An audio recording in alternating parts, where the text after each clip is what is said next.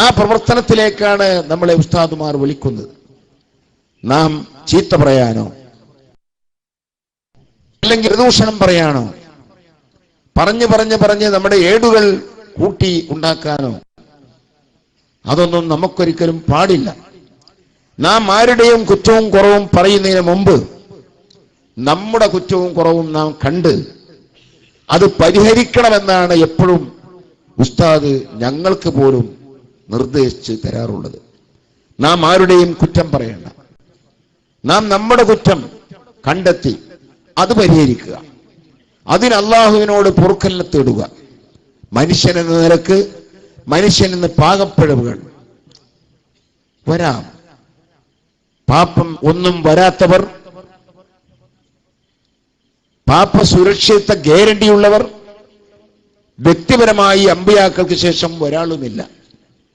എത്ര വലിയ വലിയായാലും എത്ര വലിയ കുത്തുമായാലും ശരി, മഅസൂം പാപ സുരക്ഷിത ഗ്യാരണ്ടി ഉള്ളവൻ ഈ പറഞ്ഞ പവർ നബി സല്ലല്ലാഹു അലൈഹി വസല്ലം തങ്ങൾക്ക് ശേഷം ഇനി വ്യക്തിപരമായി ലോകത്ത് ഒരാൾക്കുമില്ല.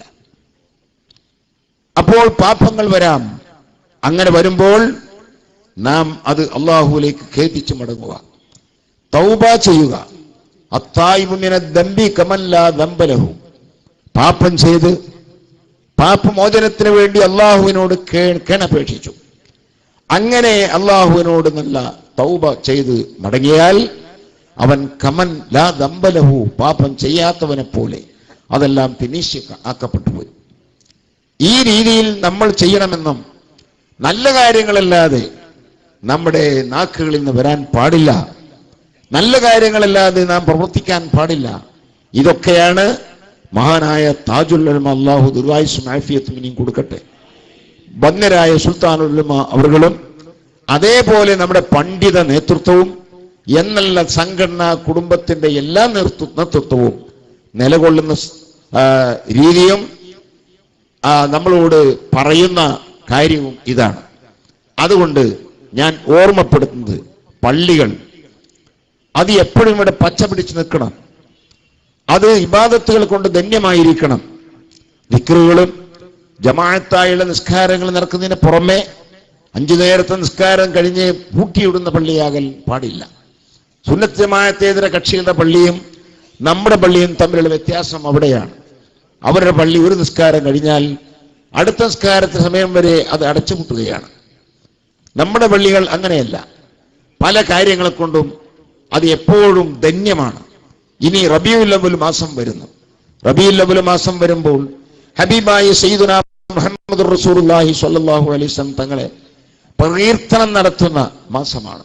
ആ കീർത്തനങ്ങളുടെ വേദി പള്ളിയിൽ എന്നും നടക്കണം. എന്ന പോലെ തന്നെ തൊട്ടടുത്ത മാസം ബഹുമാനപ്പെട്ട ഖുത്ബുൽ അഖ്താബ് അബ്ദുൽ ഖാദിർ ജീലാനി റളിയല്ലാഹു അൻഹുവിന്റെ മാസമാണ്. അവിടുത്തെ അനുസ്മരണ മാസമാണ്. ആ മാസത്തിലും അവിടുത്തെ മൗലിദുകളും പരിപാടികളും ഒക്കെയായി ധന്യമാക്കണം. പഴയ കാലങ്ങളിലൊക്കെ നമ്മുടെ നാട്ടിൻപുറത്തെ പള്ളികളിൽ 40 ദിവസത്തെ മൗലിദ് കഴിഞ്ഞ് 41ാമത്തെ ദിവസം ദുആ ചെയ്യുന്ന മൗലിദ് ഓതി ദുആ ചെയ്ത് പിരിയലാണ്. 30 ദിവസം റബീഉൽ അവ്വൽ മാസത്തെ മൗലിദും പിന്നെ 11 ദിവസം വരെ ഷെയ്ഖ് അബ്ദുൽ ഖാദിർ ജീലാനി തങ്ങളുടെ മൗലിദും. അപ്പൊ ഞാൻ പറയുന്നത് ഇതാണ് സുന്നത്ത് ജമാഅത്തിന്റെ പള്ളികളുടെ അവസ്ഥ. പിന്നെ സലാത്തിന്റെ മജ്ലിസുകൾ, ഹദ്ദാദിന്റെ മജ്ലിസുകൾ, അങ്ങനെ ദൈനംദിനം നടന്നുകൊണ്ടിരിക്കുന്ന ഹദ്ദാദ്, ഖുർആൻ പാരായണം തുടങ്ങിയുള്ള നല്ല കാര്യങ്ങൾ കൊണ്ട് പള്ളി എപ്പോഴും ധന്യമാക്കുകയും പ്രത്യേകിച്ച് പള്ളിയുടെ പരിസരത്തുള്ളവരെല്ലാം ജമാഅത്തിന് കൃത്യമായി പള്ളിയിൽ എത്തുകയും അതേപോലെ തന്നെ കഴിയുന്നതനുസരിച്ച് ആ പള്ളി സുന്നത്ത് ജമാഅത്തിന്റെ ഒരു കേന്ദ്രമായി സുന്നത്ത് ജമാഅത്തിന്റെ കാര്യങ്ങൾ, ദീനിയായ കാര്യങ്ങൾ പഠിപ്പിച്ചു കൊടുക്കുന്ന ഒരു സംവിധാനം കൂടി നമ്മുടെ പള്ളികളിൽ ഉണ്ടാകണം. എല്ലാ പള്ളികളിലും വിദേശികളെ വെച്ചുകൊണ്ട് ദർശനം നടത്തണം എന്നല്ല. അത് ചിലപ്പോ എല്ലായിടത്തും കഴിഞ്ഞോളണമെന്നില്ല. എങ്കിലും സുബഹി നിസ്കാരം കഴിഞ്ഞ് നിസ്കാരത്തിന് വരുന്ന ചെറുപ്പക്കാർ ദീനിയായ ദൈനംദിന കാര്യങ്ങൾ എത്ര പഠിക്കാനുണ്ട്, ആർക്കാണത് അറിയുക? അപ്പോ ഇമാമ് 10 മിനിറ്റ് 15 മിനിറ്റ് സുബഹി നിസ്കാരം കഴിഞ്ഞ് കാര്യങ്ങൾ പറഞ്ഞു കൊടുത്താൽ നമ്മുടെ ജീവിതത്തിൽ ആവശ്യമായ പല കാര്യങ്ങളും നിസ്കാരം സംബന്ധിച്ച്, നമ്മുടെ തഹാറത്ത് ശുദ്ധി സംബന്ധിച്ച്, ഒതു സംബന്ധിച്ച് ഒക്കെ ഒരുപാട് കാര്യങ്ങൾ പഠിക്കേണ്ടതുണ്ട്. അതൊക്കെ പഠിപ്പിച്ചു കൊടുക്കാൻ പറ്റുന്ന ഒരു കേന്ദ്രവുമാണ് നമ്മുടെ പള്ളി എന്ന് മനസ്സിലാക്കണം. അങ്ങനെ ഇക്കാര്യങ്ങളെ കൊണ്ടൊക്കെ നാം പള്ളി ധന്യമാക്കുമ്പോൾ അതിൻ്റെ ആ ഗുണം ആ പള്ളി തന്നവർക്കും അതിൻ്റെ ഇടയിൽ നമുക്ക് ആരാണോ മാധ്യമമായി പ്രവർത്തിച്ചെങ്കിൽ, മധ്യവർത്തിയായി പ്രവർത്തിച്ചെങ്കിൽ അവർക്കും, അതേപോലെ അതിൽ എങ്ങനൊക്കെ ഏതൊക്കെ നിലക്ക് സഹകരിച്ചു അവർക്കൊക്കെ അതിൻ്റെ ഫലം കിട്ടിക്കൊണ്ടിരിക്കും. ബഹുമാനപ്പെട്ട ഉസ്താദിന്റെ കരങ്ങളാൽ എത്ര സ്ഥലങ്ങളിൽ, വേറെ എവിടെയും വേണ്ട, ഞാൻ ഓർക്കുന്നു പണ്ട് കാലങ്ങളിൽ കോഴിക്കോട് ചെന്നാൽ, നമ്മുടെ പ്രധാനപ്പെട്ട പട്ടണമാണ് കോഴിക്കോട്. ആ കോഴിക്കോട് എന്ന് പറയുന്ന പ്രദേശത്ത് നമുക്ക് ചെന്നാൽ സുന്നത്ത് ജമാഅത്തിന്റെ വിശ്വാസ ആചാരമനുസരിച്ചുള്ള ഒരു പള്ളിയിൽ ജമാഅത്തിന് കൂടണം എന്ന് കരുതിയാൽ ഒരു സൗകര്യവും അവിടെ ഉണ്ടായിരുന്നില്ല. റെയിൽവേ സ്റ്റേഷന്റെ ഭാഗത്ത് അവിടെ ഓവർബ്രിഡ്ജ് കടന്ന് അപ്പുറം പോയാൽ മാത്രമേ ഒരു സുന്നിപ്പള്ളി എന്ന് പറയുന്നൊരു പള്ളി കാണുകയുണ്ടായിരുന്നു. ബാക്കി പള്ളികൾ മറ്റുള്ളവർ ഉണ്ടാക്കിയ പള്ളിയാണോ? അല്ല. പിന്നെയോ അത് നൂറ്റാണ്ടുകൾ സുന്നത്ത് ജമാഅത്തിന്റെ അടിസ്ഥാനത്തിൽ പ്രവർത്തിച്ചു എന്ന് മാത്രമല്ല, ആ പള്ളികളുടെ പേര് തന്നെ മുഹീദ്ദീൻ പള്ളി. ആ മുഹീദ്ദീൻ പള്ളി മഹാനായ മുഹീദ്ദീൻ ശൈഖ് റളിയല്ലാഹു അൻഹുവിന്റെ നാമത്തിലുള്ള പള്ളിയാണ്. ആ പള്ളി ആരുടെ കയ്യിലാണ്? കുറച്ചവിടെ അതിന്റെ വടക്ക് ഭാഗത്തുള്ള മറ്റൊരു പള്ളിയാണ് പട്ടാളപ്പള്ളി. അതും സുന്നത്ത് ജമാഅത്തിന്റെ ആളുകളുടെ കയ്യിലുണ്ടായിരുന്ന പള്ളിയാണ്. കാലങ്ങളോളം സുന്നി ആചാരങ്ങൾ അനുസരിച്ച് നിലനിന്നിരുന്ന പള്ളി അതും പോയി. കുറച്ച് പടിഞ്ഞാറ് ഭാഗത്തുള്ള ലിവാവ് പള്ളി, അതും സുന്നത്ത് ജമാഅത്തിന്റെ പള്ളി നഷ്ടപ്പെട്ടതാണ്. പിന്നെ അതിൻ്റെ അപ്പുറത്ത് മിസ്കാൽ പള്ളി തുടങ്ങി എത്ര പള്ളികൾ, ഒരുപാട് പള്ളികൾ കോഴിക്കോട് പഴയ കാലത്തുണ്ടായിരുന്ന പള്ളികളൊക്കെ സുന്നത്ത് ജമാഅത്തിന് നഷ്ടപ്പെട്ട അവസ്ഥ വരികയും, സുന്നികൾക്ക് നിസ്കരിക്കാൻ പറ്റുന്ന ഒരു പള്ളി കിട്ടണമെങ്കിൽ അങ്ങ് അകലെ പോകേണ്ടി വരികയും ചെയ്തിരുന്നതിന് വിരാമം കുറിച്ചത് അത് ആരുമല്ല, അതിന് മറ്റൊരാളും പ്രവർത്തിച്ചിട്ടില്ല, ബഹുമാനപ്പെട്ട ഉസ്താദാണ്. അവിടെ നമുക്ക് എത്ര പള്ളികൾ ഇന്ന്, അൽഹംദുലില്ലാ സുമ്മ അൽഹംദുലില്ലാ. ആ ഒരു കാര്യം തന്നെ മതി ബഹുമാനപ്പെട്ട ഉസ്താദിനെ നാം പ്രതീക്ഷിക്കുന്നു.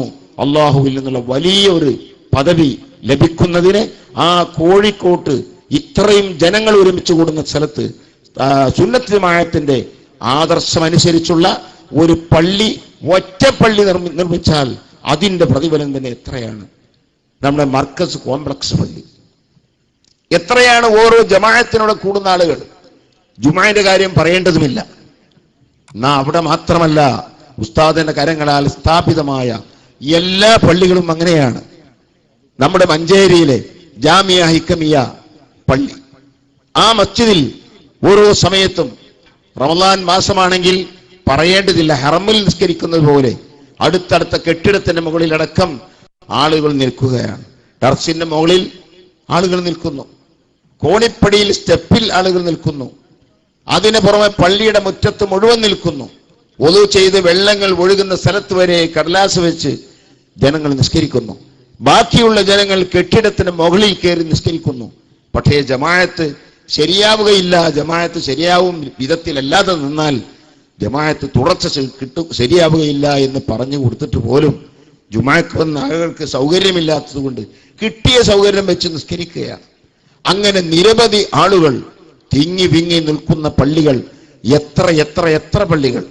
കോട്ടക്കലിലെ മസ്ജിദ് സുഹാബ, മലപ്പുറത്തെ ടൗൺ പള്ളി, കോട്ടപ്പടി ടൗൺ പള്ളി, ഇങ്ങനെ അങ്ങോട്ട് നമ്മുടെ മലപ്പുറം ജില്ലയിൽ തന്നെ നിരവധി പള്ളികൾ ബഹുമാനപ്പെട്ട ഉസ്താദിന്റെ കരങ്ങളാൽ നിർമ്മിക്കപ്പെട്ടുവെങ്കിൽ ഇതൊക്കെയാണ് ഉസ്താദിന്റെ പ്രവർത്തനമെന്ന് മുഅ്മിനീങ്ങളെ നിങ്ങൾ മനസ്സിലാക്കണം. ആരൊക്കെ എന്തൊക്കെ പറഞ്ഞാലും അതിന്റെ മുഴുവൻ തിക്തഫലം നാളെ അല്ലാഹുവിൽ നിന്ന് അവർ വാങ്ങിക്കൊള്ളും.